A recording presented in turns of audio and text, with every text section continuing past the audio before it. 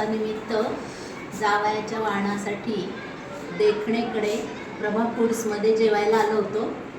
जेवण तर खूप चविष्ट होतंच, पण स्वच्छता खूप भावली आणि स्वागत पण छान झालं आणि त्याच्यामुळं वातावरण प्रसन्न होतं.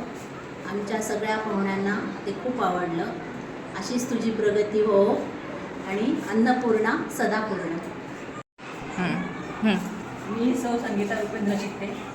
आम्ही भालेरावांकडे अधिकोणानिमित्त आलो होतो, तर त्यांनी प्रभा फूड्समध्ये आमचं जेवणाचं आयोजन केलं होतं.